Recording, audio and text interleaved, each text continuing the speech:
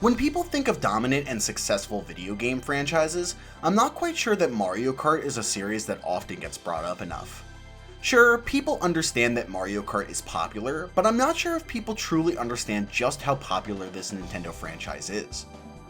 Often you will hear people discuss series like Grand Theft Auto, Call of Duty, and more recently Minecraft as examples of the heights that video games can reach, but Mario Kart has been flexing its money-making muscles for decades. There have been franchises, and in some cases singular games that have sold more copies than Mario Kart has, but I still believe there is a case to be made that Mario Kart is the most successful gaming franchise of all time. Today, I want to discuss some of the series' accomplishments and walk you through how this legendary franchise's history and popularity has evolved over the past 30 years.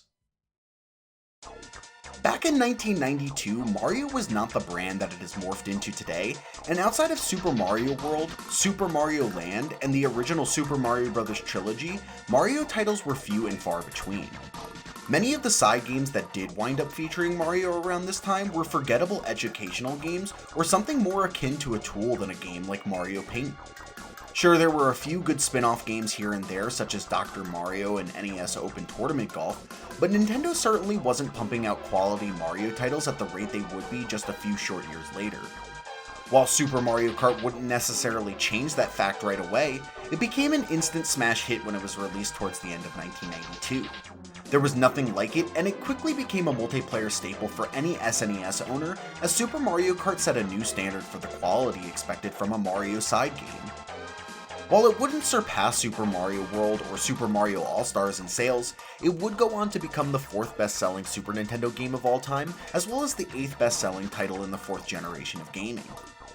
Remarkably, from its outset, the only games outselling Mario Kart were all-time classics like Sonic the Hedgehog, Donkey Kong Country, and Tetris. Even as gaming moved into the 5th generation with the N64 and PlayStation, Super Mario Kart's 8.76 million tally proved strong, only being surpassed by a handful of games including its sequel and other gaming greats like Final Fantasy VII and the original Pokemon titles. This success would directly result in the creation of the kart racing subgenre and played a large role in giving Nintendo the faith to experiment with other Mario sports titles later on. In addition to its commercial success, Super Mario Kart also received glowing reviews from fans and critics alike, and still has the highest aggregate review score of any entry in the franchise with a 94. I think for a vast majority of fans, this might be hard to digest as Super Mario Kart seems so simple by today's standards, but when you consider that the core gameplay this SNES title introduced 3 decades ago is largely intact in modern entries, it puts into perspective just how rock-solid Super Mario Kart was and still is. In the years that would follow Mario Kart's release, every mascot from Mickey Mouse to Sonic the Hedgehog would try their hand at a kart racing game, but no one would be able to reproduce the critical or commercial success Super Mario Kart enjoyed. For me, this is a large part of why I consider Mario Kart to be so dominant, as I can't think of a single other franchise that has had such a stranglehold over its genre of games.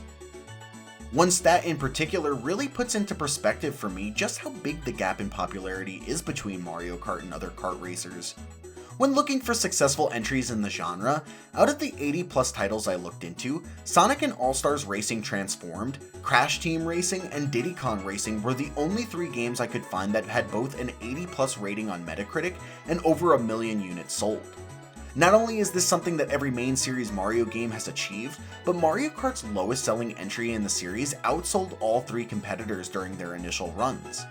In fact, it's only after counting the sales of Diddy Kong Racing DS and Crash Team Racing Nitro Fueled that the number of Mario Kart Super Circuit copies sold is surpassed, and even then that's not factoring in the potential sales of the game across all of Nintendo's virtual consoles.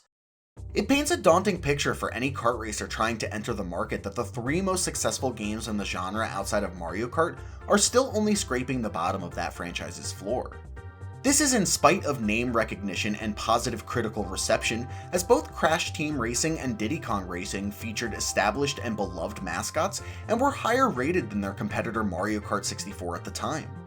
What's worse is that not counting the remakes, both of these games came out over 20 years ago, meaning that aside from Sonic and All-Stars Racing Transformed, itself a 10-year-old game, not a single title outside of Mario Kart has achieved notable success in the genre.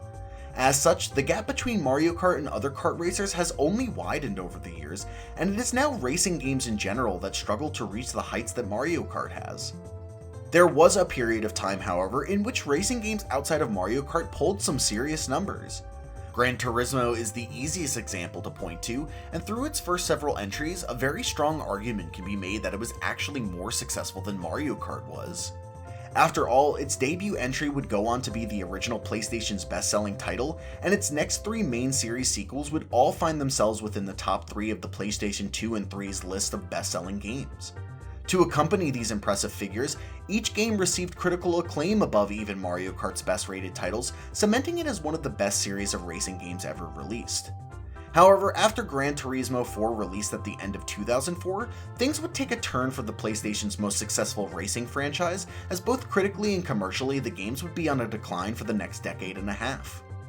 Similarly, other prominent racing series from that same time period like Burnout, Midnight Club, and Need for Speed have all fallen off from their heights. These were established franchises that would regularly pull in millions of sales for each release, but much like Gran Turismo, their brands would significantly devalue over time. While Need for Speed still receives fairly regular releases, they do not pull in the kinds of sales or ratings they used to, and Midnight Club and Burnout have gone over a decade each without seeing a new entry to their series. And this situation is the same for other popular racing franchises like Driver and Test Drive. Meanwhile, Mario Kart seemingly only gets more popular by the year. Now, this doesn't take away from the successes that these racing games have had over the years, as all games have different budgets and benchmarks for success. And it's also not to say that racing games aren't still popular, but more to illustrate just how far Mario Kart has pulled away from its contemporaries. It'll be interesting to see how Gran Turismo 7, Test Drive Unlimited Solar Crown, and the untitled Need for Speed game perform when they release later in 2022, but it wouldn't shock me if the combined efforts of all 3 failed to match any of the last 4 Mario Kart titles. Even the 10 million copies sold by Forza Horizon 4 in 2018, which would seem monumental in nearly any other scenario, seems small when you compare it to the 18.92 million copies sold by Mario Kart 7 or the 23.6 million copies sold by Mario Kart DS. Then consider how Mario Kart has 2 more entries in the series that are far more successful than their handheld titles, and you start to get an accurate picture of just how powerful the Mario Kart brand really is. Perhaps more impressively though, if you consider racing games to be a little too niche for your liking, is how Mario Kart stacks up against other Nintendo franchises. Surprisingly, or maybe unsurprisingly given the nature of this video, Mario Kart is just as dominant against Nintendo's heavy hitters as it is against other racers, as we can see when we look at each console's sales rankings from the SNES on. As stated earlier, Super Mario Kart would go on to be the 4th best-selling title on the Super Nintendo, which is the same place that Super Circuit would go on to reach on the Game Boy Advance. Mario Kart DS, on the other hand, would land at 3rd on the Nintendo DS, while Mario Kart 64, Mario Kart Double Dash, and Mario Kart Wii would rank 2nd on the N64, GameCube, and Wii respectively. And now, for the last 3 straight Nintendo consoles, Mario Kart has reigned on top, as Mario Kart 7 and 8 stand as the best-selling titles on the 3DS, Wii U, and Nintendo Switch. What really puts Mario Kart's success into perspective though is looking at the averages of each of Nintendo's most prominent franchises. If we look at just the main series Mario games, we find that on average they sell a little over 12.5 million copies with each release, which is better than The Legend of Zelda's 5.62 average, but worse than Pokemon's 14.56. As far as other franchises like Kirby, Metroid, and Star Fox are concerned, honestly they aren't even really relevant in this conversation. These are 3 of the best series outside of Mario Kart, and they all sell over 3 million units less than Mario Kart's average of 17.61 million copies sold. Of course, Mario Kart does have a slight advantage as it doesn't have quite as many entries as The Legend of Zelda, Pokemon, or the main series Super Mario games have, but it doesn't change much as Mario Kart could release 2 new games with 0 copies sold and still be virtually even with Pokemon's average. What's more is how long Mario Kart has been outperforming these various gaming staples. The last time that a main series Mario game outperformed the Mario Kart that was released on the same console as it was back in 2006 when New Super Mario Bros. Revitalized 2D Mario platformers on the Nintendo DS. The Legend of Zelda, on the other hand, has never outsold Mario Kart and frankly has never gotten close. Pokemon had its time in the early 2000s as Fire Red and Leaf Green, Ruby and Sapphire, and Emerald all outsold Super Circuit on the Game Boy Advance, but have fallen short to Mario Kart on each console since. And while there have been a few other outliers here or there, like Super Smash Bros. Melee outselling Double Dash on the GameCube, in general, Mario Kart has been Nintendo's most surefire hit for the better part of 3 decades. The scary part about Mario Kart is realizing that it has achieved all of its success exclusively on Nintendo platforms. Unlike many of the racing games I mentioned before, and a vast majority of the best-selling titles of all time, Mario Kart, with the exception of its last entry, hasn't had the luxury of multiple releases to boost its numbers, and actually has had to fight against the poor sales of its consoles. There is no doubt in my mind that if Mario Kart 64 had been released on PlayStation, or Double Dash on PlayStation 2, that those games would have soared to even greater heights than they already reached. And given how the brand has only grown over time, if somehow Nintendo ever worked out a deal to license Mario Kart out to other platforms, that entry would be a shoo-in for a top 5 spot on the list of best-selling games of all time. Speculation aside, by this point I hope it's clear that Mario Kart is one of, if not the most successful gaming franchise of all time. When you look at the totality of the series, it becomes evident that it is easily Nintendo's biggest cash cow, and I'm not sure any franchise is as bulletproof as Mario Kart is. Although the games may not be revolutionary, their consistency and accessibility have allowed them to thrive regardless of what the current gaming trend was at the time, or what console they were released on. And it's this longevity that has created brand recognition that extends well outside the normal realms of gaming, allowing it to reign as the most popular racing series of all time. Now, before I get into my final thoughts, I wanted to quickly talk about video game sales numbers and ratings for a moment. One thing that became crystal clear in my research for this video is that sales reporting for video games is very inconsistent. Not only are many of the sources unreliable, but oftentimes you can find data that contradicts other reports that you've seen, or find data that simply doesn't add up with your own research.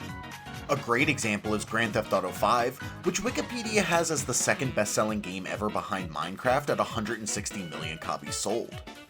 Now, while that's believable, considering the game is about to be re-released yet again this year on PS5 and Xbox Series X, I'm not really sure where that number is coming from, as when you go to the various consoles' list of best-selling games, the figures you find add up to well below 160 million.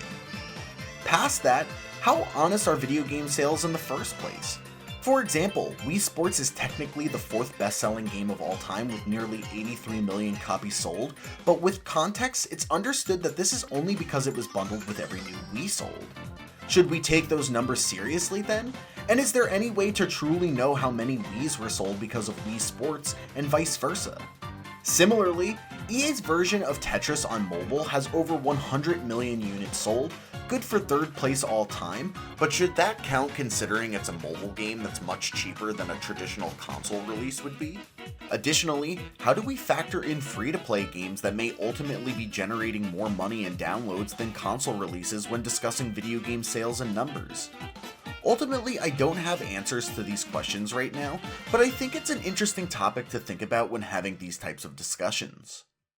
That being said, I used my best judgment when looking at the data I did find, but understand that this is just my perspective on the topic. I believe that Mario Kart has a case as the most successful franchise mainly through context and not because it is the highest grossing or best-selling series in history. Instead, I'm looking at factors like its consistency, longevity, high sales average, and performance in spite of being an exclusive to Nintendo, which to me is more impressive than the raw numbers of a series that's seen a dozen re-releases across multiple decades.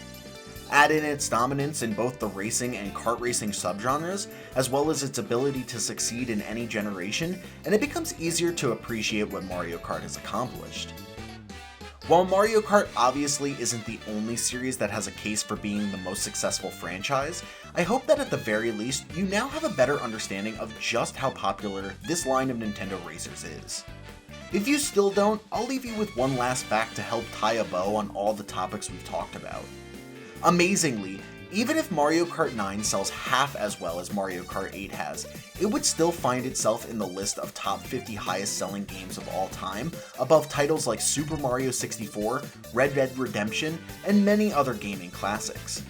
It just goes to show how high the bar has been set for the series, and although it may be a long time before we see Mario Kart 9, it'll be interesting to see if it can raise that bar once again.